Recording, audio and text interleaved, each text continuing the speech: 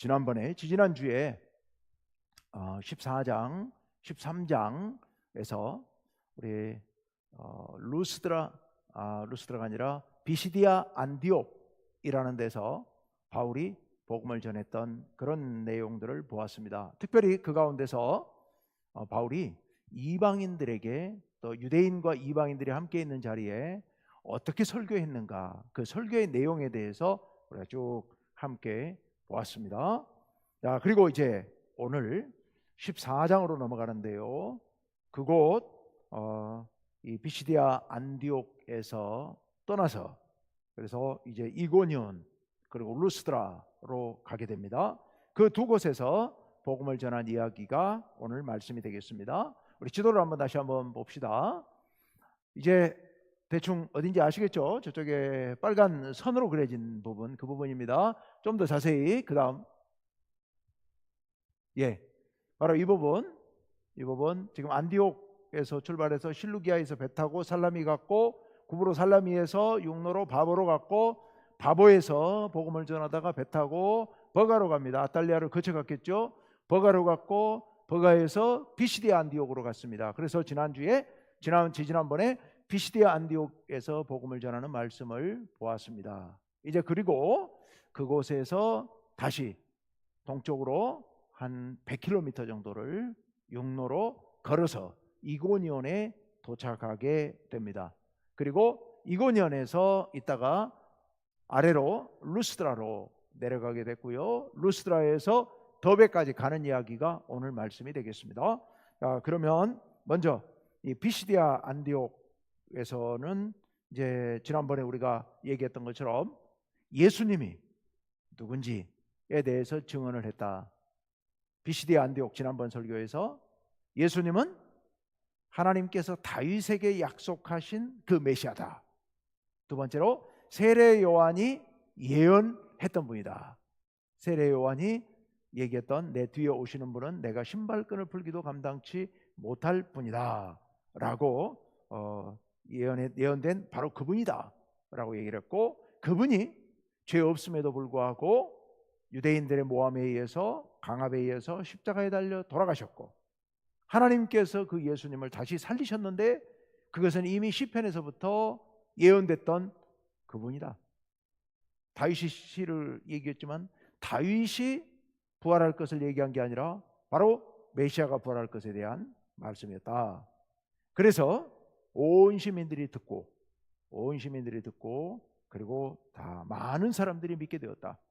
주님께서 믿기로 작정하신 사람들은 다 믿었고 구원받았고, 유대인들은 마치 하나님께서 작정하신 자가 아닌 것처럼 그렇게 행동함으로 버림을 받게 되는 그런 일들이 있었다. 유대인들이 귀부인들의 힘을 이용해서 바울과 바나바를 쫓아내게 됐다. 바울과 바나바가 쫓겨났는데 이제 새롭게 예수를 믿게 된 비시디아 안디옥의 그 제자들은 성령과 기쁨이 충만했다. 여기까지가 지난번 말씀이었습니다. 자, 그러면 이제 이고니온으로 가는데요, 오늘 말씀 1절부터 한 절씩 쭉 읽어나가면서 함께 내용을 봅시다. 1절 다 같이 읽습니다. 시작. 이에 이고니온에서 두 사도가 함께 유대인의 회당에 들어가 말하니 유대와 헬라의 허다한 무리가 믿더라. 아멘. 자, 멀리 무려 100km니까 한 3, 4일 걸어갔을 겁니다. 계속 걸어서 3, 4일 그 낯선 땅, 그 위험한 길을 걸어갑니다. 그리고 그곳에 가서 어디로 들어갑니까? 유대인의 회당에 또 들어갑니다. 회당에 가서 복음을 전하는데 유대와 헬라의 허다한 무리, 유대인들과 헬라인들이 다 믿더라.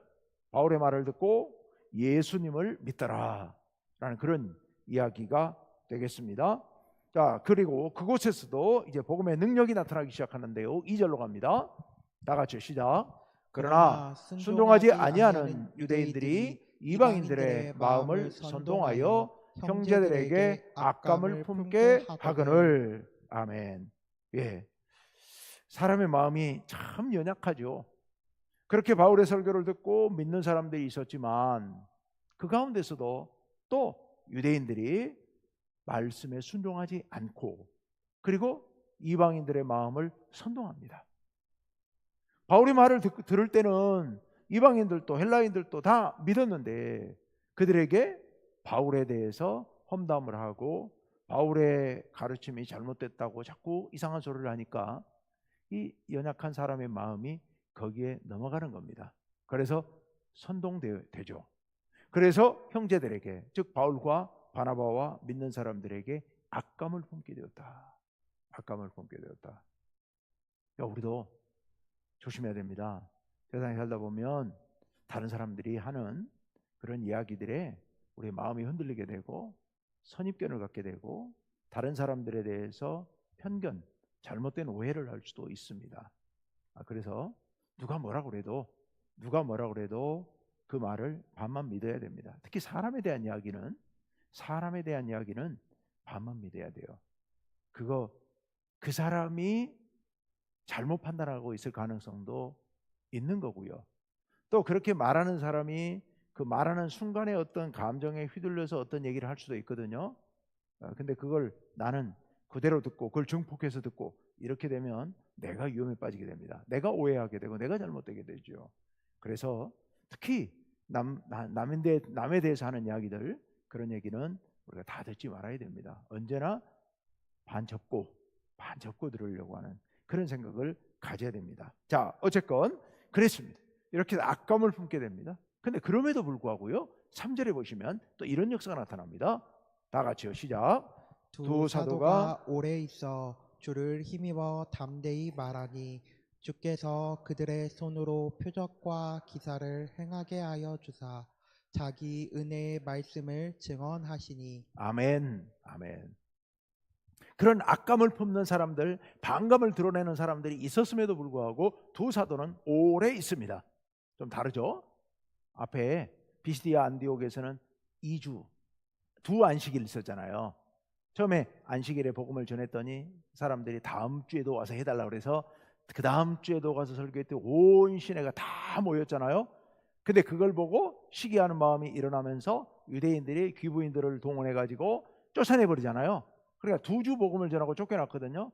그런데 여기 지금 이고니온에 와서는 오래 있습니다. 두 사도가 오래 있으면서 그들에게 주를 힘입어 담대히 말했다. 주를 힘입어 하나님께서 능력을 주셔서 그 능력으로 담대히 복음을 전했다라는 이야기입니다.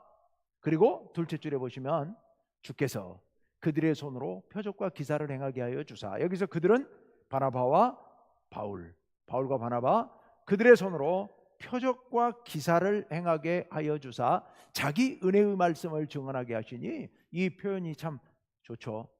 여기 자기는 주님을 얘기하는 겁니다. 주님, 우리 예수님, 주님, 주라는 표현은 구약에서는 주로 여호와 하나님, 신약에서는 주로 예수님을 가리킵니다. 물론 두 신약에서 섞여 있는 경우도 있습니다. 하나님이든 예수님이든 어쨌든 여기서는 예수님께서 그 사도들의 손으로 표적과 기사를 행하도록 해주셨다는 겁니다. 우리는 흔히 착각하기 쉽습니다. 이런 일이 벌어지면 두 사도가 표적과 기사를 행했다라고 생각하죠. 제가 환우들을 위해서, 우리 성도들이 환우들을 위해서 간절히 기도했는데 환우가 병에서 치유되면 제가 기도해서 나았다. 이거 큰일 날 생각이죠. 우리 하나님께서, 우리 예수님께서 우리들의 기도를 들으시고 하나님께서 행하신 일이지 절대로 우리 능력으로 그렇게 되는 거 아니라는 거. 이거 오해해도 안 되고 본인도 그렇게 생각하면 안 되는데, 사람이 살다 보면 목회자들도 인간인들인지라 막 자기가 한 것 같거든요. 자기가 했다고 하고 싶거든요. 이 유혹에 넘어가면 절대 안 됩니다. 저뿐만 아니라 여러분들도 그렇게 생각해서는 안 되고요. 여러분이 혹시 기도해서 어떤 사람이 치유됐을 때도 우리가 기도해서 나았다, 얼마나 뿌듯하고 자랑스럽겠습니까? 많은 그것은 하나님께 감사하는 마음을 품는 것으로 끝내고, 그리고 우리 하나님께서 내 기도를 들어주셨다, 우리 기도를 들어주셨다, 이 부족한 죄인들의 기도를 들어주셨다, 그러니 더 감사하다, 그런 마음을 품어야 됩니다. 여기 주님께서 그 사도들의 손을 통하여서 표적과 기사를 행하게 하심으로 주님께서 당신의 은혜의 말씀을 증언하셨다는 거예요. 누가 말했어요? 사도들이 말했어요. 그런데 분명히 이렇게 표현하고 있습니다. 주님께서 당신의 은혜의 말씀을 당신이 증언하셨다라고 표현하고 있는 겁니다. 제가 열심히 설교하지만 이것은 제 설교가 아니고 우리 주님께서 저를 통해서 은혜의 말씀을 전하게 하신 줄로 믿습니다. 우리 세상에 사는 동안에 우리가 그런 생각해야 됩니다. 누가 무슨 일을 하려거든 주께서 하시는 것처럼, 주께서 주시는 힘으로 하는 것처럼 그렇게 하라라는 편지가 있지 않습니까? 우리가 그런 마음으로 해야 된다라는 겁니다. 자, 4절로 넘어가 봅시다. 4절 다 같이요. 시작. 그 시내에 무리가 나뉘어 유대인을 따르는 자도 있고 두 사도를 따르는 자도 있는지라. 아멘. 근데 이렇게 주의 말씀이 선포되고 표적과 기사가 일어나는데도 반응은 또 두 가지로 나뉘어지죠. 그래서 두 무리로 나뉘어서 유대인을 따랐다는 얘기는 이 사도들에게 저항했다, 반대했다라는 얘기죠. 그리고 두 사도를 따르는 자도 있었다. 이렇게 두 무리로 나눠진다. 그렇습니다. 우리가 모든 사람들로부터 다 인정받고 모든 사람들로부터 다 칭찬받고 그건 교만입니다. 그건 교만이에요. 그건 안 되는 일입니다. 우리가 하나님 뜻대로 살 때 이렇게 두 가지 반응으로 나뉘어질 수 있다. 그 부정적인 반응에 대해서 서운해할 것도 없고 그 사람들의 마음까지 막 다 얻겠다고 이렇게 애쓸 필요도 없고 우리는 하나님께서 맡기신 사명에 따라서 우리에게 주어진 일을 최선을 다해서 감당하고 그 나머지 몫은 하나님께 맡겨야 됩니다. 지난번에 말씀대로 이 비시디아 안디옥에서 그 표현이 그랬었잖아요. 주께서 이렇게 구원하시기로 작정된 자들은 다 믿었는데 그런데 유대인들은 마치 자기들이 하나님께로부터 구원받을 자로 작정된 자가 아닌 것처럼 자기들이 그렇게 행동함으로 결국 버림을 받게 되지 않습니까? 그러니까 우리가 하나님께서 정하신 대로 그리고 그들이 그것을 받아들이는 대로 결과는 나타나는 거니까 우리가 느긋한 생각을 갖고 우리 나름대로 최선을 다해서 우리 할 일을 다 하면 되는 겁니다. 결과까지 우리가 책임지려고 그렇게 했을 필요는 없다. 그것도 교만이 될 수도 있다. 자, 그래서 이렇게 두 가지 반응이 나타나는데도 그런데 담대하게 나아갑니다. 이제 그러자 그 다음 더 놀라운 격렬한 반응이 일어나는데 5절 다 같이 읽습니다. 시작. 이방인과 유대인과 그 관리들이 두 사도를 모욕하며 돌로 치려고 달려드니 이 두 사도를 바울과 바나바를 모욕하고 돌을 들고 쳐 죽이겠다고 달려들었다. 그러자 그 다음에 이제 어떤 행동을 하게 되는데요. 어쨌건 우리가 복음을 전하다 보면 이렇게 이 복음이 갖는 놀라운 능력 때문에 사람들의 마음 가운데 격렬한 반응을 일으킬 수 있습니다. 어떤 사람은 믿고 삶이 180도 전환되는 사람도 있고 또 어떤 사람은 이렇게 돌을 들고 쳐 죽이겠다고 덤비는 사람도 나오고 복음 자체가 갖고 있는 엄청난 힘, 이것에 대한 반응들이죠. 자, 이제 6절로 가봅시다. 6절, 7절 묶어서 다 같이요. 시작. 그들이 알고 도망하여 루가오니아의 두 성 루스드라와 더베와 그 근방으로 가서 거기서 복음을 전하니라. 우리 비시디아 안디옥에서도 거부하는 자들이 있으니까 발에 먼지를 털어버리고 떠나왔잖아요. 마찬가지로 여기서 돌로 치려 그러니까 미련 가질 것 없이 또 딴 데 가서 복음을 전해야 될 때 너무 많으니까 그러니까 과감하게 버리고 거기서 빠져나와서 루스드라와 더베, 루가오니아라고 하는 지역으로 떠나가게 됐다라는 이야기입니다. 여기서 이제 루스드라로 떠나가게 되는데 거리가 대략 한 30km 정도. 30km 정도면 부지런히 걸으면 뭐 하루 안에 충분히 걸어갈 수 있는 거리죠. 그래서 그쪽으로 이동해 가게 됩니다. 자, 한번 보세요.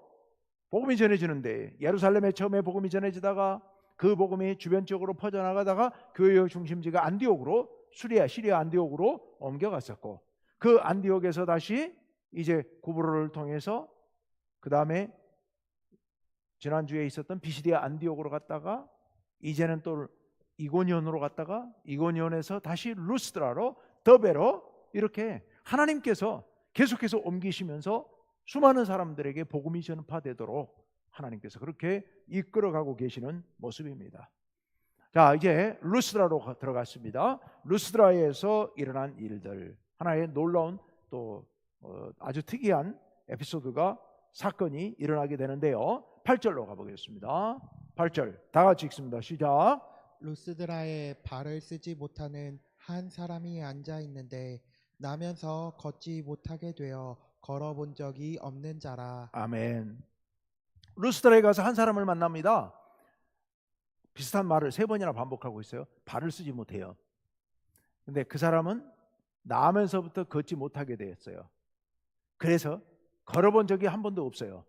3번이나 반복하고 있잖아요. 그게 그 사람이 아예 못 걷는 사람이었다라는 것을 강조하기 위해서 3번이나 반복해서 얘기를 합니다. 그 사람이 앉아 있어요. 자, 그런데 9절 다 같이 시작. 바울이 말하는 것을 듣거늘 바울이 주목하여 구원받을 만한 믿음이 그에게 있는 것을 보고. 아멘. 여기 둘째 줄에 구원받을 만한, 여기 구원받는다는 말은 이런 경우에는 치유받는다는 뜻입니다.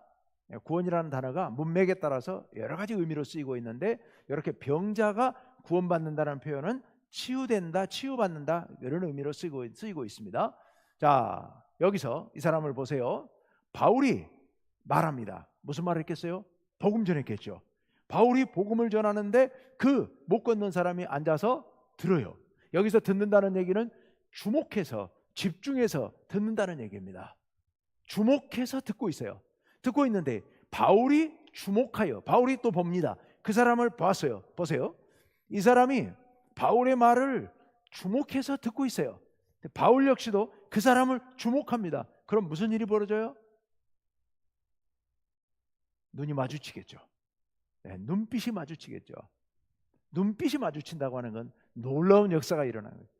예수님께서 그 삭개오가 예수님 오시는 길 나무 위에, 돌감람나무 위에 올라가서 거기서 내려다보고 있는데, 근데 예수님께서 오셔서 다가오셔서 쳐다보며, 삭개오야 쳐다보며, 그러면 예수님이 어떤 분인가를 보려고 유심히 나무 위에서 내려다보고 있는 삭개오, 예수님께서 그 밑에 와서 쳐다봤으니 둘의 눈빛이 마주치게 되고 그 가운데서 놀라운 변화의 역사가 그 순간 일어나게 되죠. 제가 자주 얘기합니다만, 사람이 눈빛과 눈빛이 딱 마주쳤을 때 0.1초 사이에 엄청난 정보가 오가게 되죠. 그 눈빛 속에서 우리는 많은 걸 읽어낼 수 있는 거거든요. 바울이 그와 눈빛이 마주치는 순간 이 사람에게 복음을 듣고 치유받을 만한 그런 믿음이 그 안에 있는 것을, 즉 말씀을 적극적으로 받아들이고 있고 믿음으로 받아들이고 있는 그 말씀을 들으면서 환히 빛나고 있는 그 얼굴을, 그 눈빛을 바울이 본 겁니다. 바울이 본 거예요. 보자마자 느낀 겁니다. 바울이 신적인 능력이 있어서, 신비한 능력이 있어서 보고 깨달았다, 그런 뜻이 아니에요. 보통 사람들도 봤을 때 누군가 나 이쪽 보고 있는데 이쪽에서 누가 나를 주목하고 있으면 느끼거든요. 내가 안 보고 있어도 느끼는데 서로 눈빛이 마주치면 그 내면을 읽어낼 수 있는 거죠. 그건 우리도 읽을 수 있습니다. 바울이 보니까 이 사람은 정말 믿음으로 듣고 있구나, 이 복음을 받아들이고 있구나 하는 생각을 하게 됐고, 그래서 바울이 그에게 그럴 믿음이 있는 것을 보고. 자, 10절로 건너갑니다. 다 같이요. 시작. 큰 소리로 이르되 내 발로 바로 일어서라 하니 그 사람이 일어나 걷는지라. 아멘. 바울이 큰 소리로 외칩니다. 네 발로 걸어서라, 네 발로 바로 일어서라. 지금까지 태어나서 단 한 번도 걸어본 적이 없는 사람, 아까 3번이나 그걸 강조했어요. 못 걸었다, 한 번도. 그런데 네 발로 바로 서라, 똑바로 서라 라는 그 명령, 이 사람 믿음도 참 대단하죠. 그렇게 명령하니까 그가 일어났고 걸었다는 겁니다. 일어났고 걸었어요.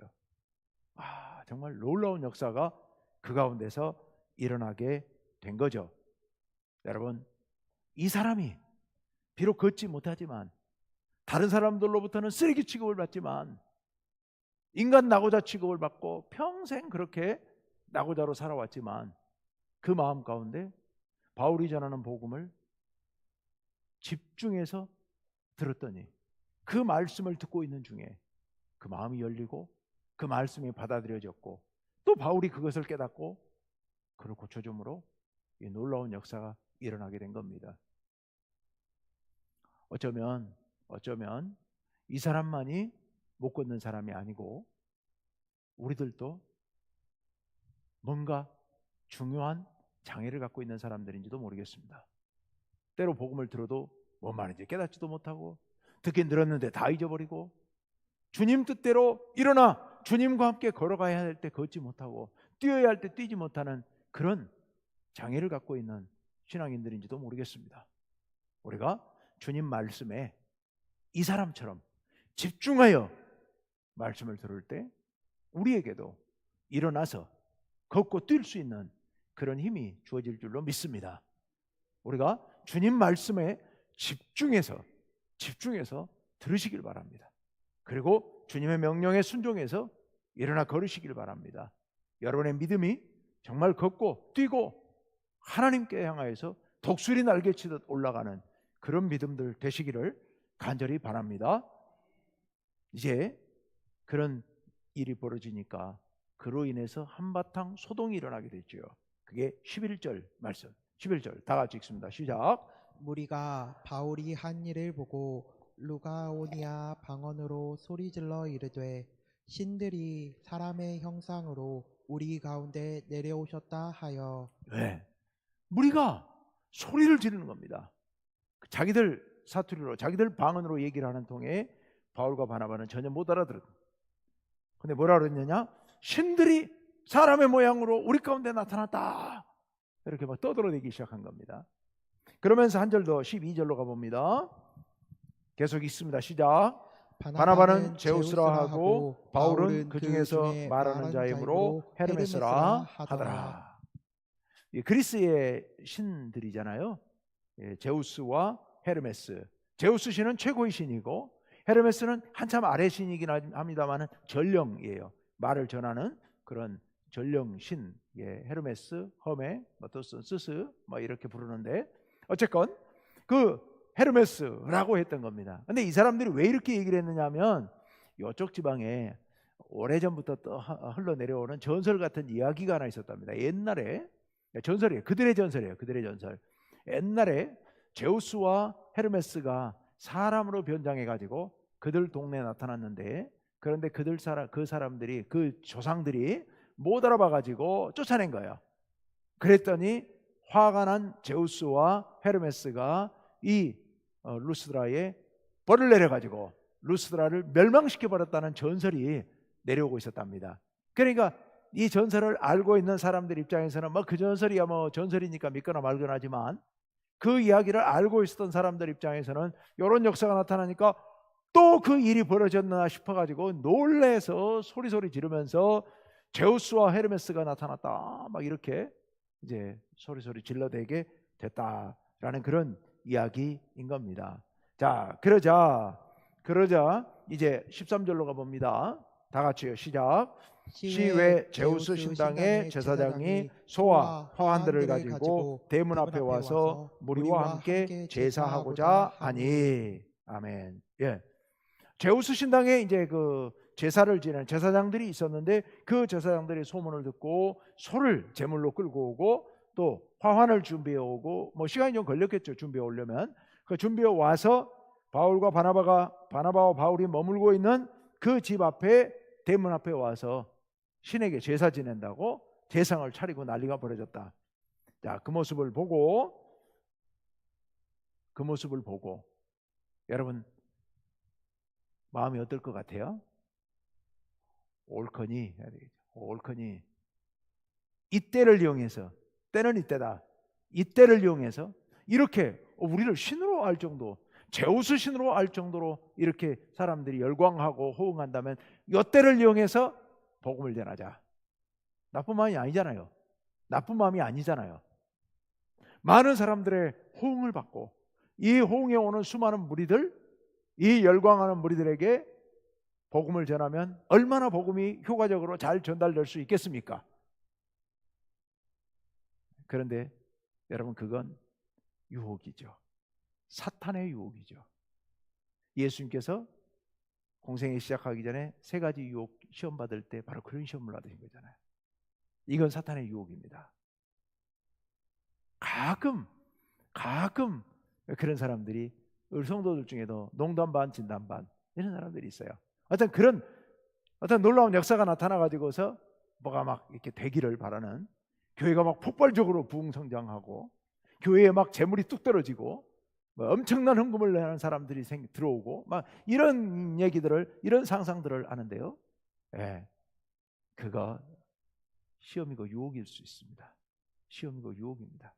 하나님의 방법은 그런 것과는 전혀 다르지요. 자, 두 사도가 그 다음에 어떻게 하느냐? 14절 다 같이요. 시작.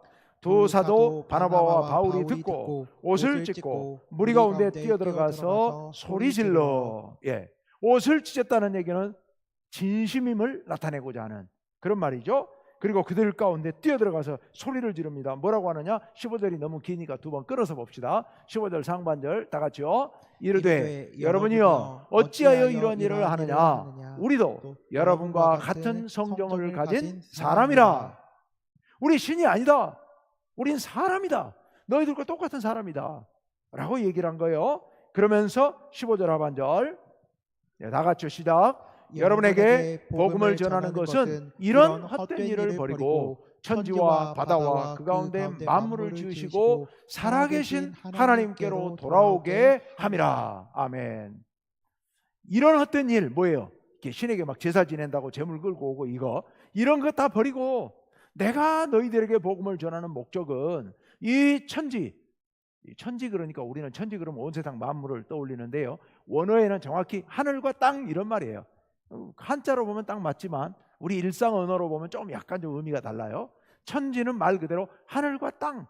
그래서 천지 속에 바다는 안 들어가니까 여기 따로 바다, 하늘과 땅과 바다와 그 가운데 만물을 지으시고 지금도 살아 계시고 역사하시는 하나님께로 너희들로 하여금 다 돌아오게 하라고. 이런 신들, 제우스, 헤르메스 이런 신들을 섬길 것이 아니라 여호와 하나님, 우주 만물을 창조하시고 다스리시는 하나님께로 돌아오라고 내가 지금 복음을 전하고 있는 것이다 라고 지금 외친 겁니다. 자, 그 다음 이어서 16절로 갑니다. 다 같이 시작. 하나님이 지나간 세대에는 모든 민족으로 자기들의 길들을 가게 방임하셨으나 전에는 하나님께서 이렇게 복음을 전하여서 너희들이 돌아올 수 있도록 하지는 않으셨으나 17절 시작. 그러나 자기를 증언하지 아니하신 것이 아니니 곧 여러분에게 하늘로부터 비를 내리시며 결실기를 주시는 선한 일을 하사 음식과 기쁨으로 여러분의 마음에 만족하게 하셨느니라 하고. 사실은 전에도, 지금 내가 이렇게 복음을 전하기 전에도 우리 하나님께서 때에 따라 비도 내리시고 곡식이 자라게도 하시고 열매도 맺게 하시고 이렇게 해서 너희들이 먹고 살 수 있도록 선을 베푸셨다. 너희들이 몰라서 그렇지 하나님께서 모든 민족에게 행복하게 살아갈 수 있도록 하나님께서 여러 모양으로 너희를 돕고 계셨다. 단지 너희가 몰랐을 뿐이다. 이런 신들을 버리고 여호와 하나님을 섬겨야 된다 라는 말씀을 지금 하고 있는 겁니다. 자, 그래서 그들을 뜯어 말립니다. 18절 다 같이요. 시작. 이렇게 말하여 겨우 무리를 말려 자기들에게 제사를 못하게 하니라. 못하게 했어요. 거기 성공했습니다. 못하게 했어요. 근데 그러면 어떤 일이 벌어질까요? 그러면 저 사람들이야말로 정말 진실한 사람들이구나. 우리가 신으로 대접하려고 그러는데도 불구하고 자기들이 나서서 아니라고 이렇게 얘기하는 정말 진실한 사람들이구나라고 믿어주면 좋은데 그렇지를 않죠, 세상이. 아까는 신인 줄 알고 거기 가서 막 제사까지 드리려고 그랬었는데 신이 아니랍니다.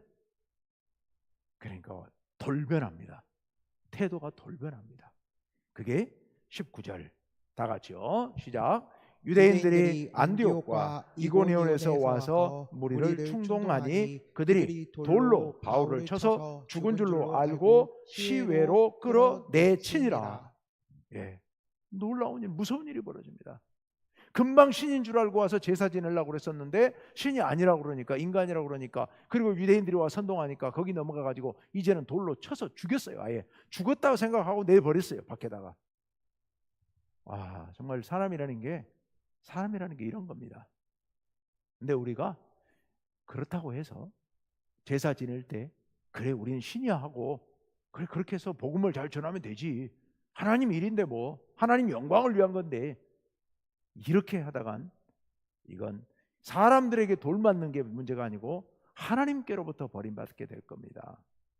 여러분, 헤롯 아그리빠가 자기에게 영광을 돌리는 그 두로와 시돈 지방의 사람들에게서 영광 고스란히 다 받고 하나님께 영광을 돌리지 않았다가 충이 먹어서 죽어버리잖아요. 그 힘있던 왕이 순식간에 젊은 시절에 죽고 맙니다. 이들이 만약 그들이 와 섬기려고 그럴 때 그 영광 받아 누렸다면 그들 역시도 하나님께로부터 버림받고 말았을 겁니다. 우리가 우리에게 영광을 돌리는 사람들에 대해서 우리가 절대로 그것을 이용하려고 생각할 필요도 없고, 그걸 통해서 하나님께 영광 돌리고 복음을 더 잘 전하면 되지라고 핑계대서도 안 되고, 우리는 끝까지 주님 앞에 겸손하게 엎드려야 됩니다. 그래서 돌을 맞더라도, 돌을 맞아 죽는 한이 있더라도 아닌 건 아닌 거죠. 아닌 건 아닌 겁니다. 바울과 바나바가 그들에게 우리가 사람이라는 걸 고백함으로 돌에 맞았지만 조금도 안타까워하지도 않고, 그 다음 어떻게 됩니까? 그 다음 20절 다 같이요. 시작. 제자들이 둘러섰을 때에 바울이 일어나 그 성에 들어갔다가 이튿날 바나바와 함께 더베로 가서, 예, 이제 다시 일어나서 던져진 죽은 줄 알고 내버렸는데 죽지 않았어요. 하나님께서 살려주셨다는 말이죠. 제자들이 둘러서 보고 있는데, 안타까운 마음에 보고 있는데 툴툴 틀고 일어난 겁니다. 하나님의 도우심이죠. 일어나서 시내로 들어갔다가 자고 그 이튿날 바나바와 함께 더베로 갔다. 더베에서 루스드라에서 더베까지는 무려 97km나 되는 거리예요. 거의 100km 되는, 또 한 3, 4일을 걸어서 그 몸으로 3, 4일을 걸어가서 더베에 가서 복음을 또 전하게 됩니다. 돌에 맞아도, 이렇게 모욕을 당해도, 죽을 위험에 처해도 또 일어나서 복음을 전하는 바울의 열정이 참 대단하고, 그렇게 바울이 그렇게 할 수 있도록 인도하신 하나님의 은혜가 정말 놀라웠죠. 우리가 그 은혜를 생각하면서 하나님 주신 능력이 아니고서는 감당할 수 없는 일입니다. 하나님께서 주신 능력, 그리고 복음을 향한 열정, 바울과 바나바의 열정, 이 열정들이 만나서 이 위대한 역사를 이루고 있는 줄로 믿습니다. 끊임없는 박해 속에서도 힘있게 복음을 전하는 사도들, 그들의 헌신, 그들의 결단, 우리가 본받아야 될 겁니다. 또 복음과 결부돼서 우리가 복음을 전하는 일, 복음을 실천하는 일은 이토록 고난의 길입니다. 고통스러운 길일 수 있습니다. 우리는 그 길이라 하더라도 견뎌내면서 인내하면서 그 길로 걸어가야 될 줄로 믿습니다. 그 길이 하나님의 영광에 동참하는 일이기 때문에 세상 사람들이 주는 영광을 버리고 하나님께서 주시는 영광에 동참하는 그 길로 걸어가야 될 줄로 믿습니다. 루스드라 사람들 변덕스러웠습니다. 금방 재물 들고 와서 막 신이라 그러다가 돌로 쳐서 죽이는, 이렇게 변덕스러운 것이 사람의 마음입니다. 우리 사람의 마음 의지하지 말고 하나님의 마음을 따라 나아가시기를 바랍니다. 옳지 않은 방법 단호하게 그 유혹, 마귀의 시험 떨쳐버리고 나아가시길 바라고요. 아무리 목적이 좋아도 옳지 않은 길은 결국 죄악으로 가는 길이고 망하는 길입니다. 이 사도들처럼 옳은 길로, 복음의 길로 걸어가서 승리하시는 여러분 되시기를 간절히 바랍니다. 오늘 정말 감동적인 이 선교사들의 역사를 우리가 함께 보았습니다. 오늘 이 말씀을 붙들고 우리가 함께 기도하는데요, 우리 이렇게 기도합시다. 주님, 목숨을 걸고 복음을 전하고 있는 이 사도들처럼 우리도 복음의 열정으로 불타오르게 하시고 생명을 향한 그 간절한 열정으로 우리가 나아가게 하옵소서. 또 그 루스드라에서 치유받은 지체장애인 그 장애인처럼 주님의 말씀에 집중함으로 말미암아 그 말씀 통해서 새 생명을 얻고 새로운 삶을 얻는 이런 위대한 역사가 우리 가운데 일어나게 하여 주옵소서. 우리 그렇게 간절한 마음으로 기도하시기를 바랍니다. 오늘 이 말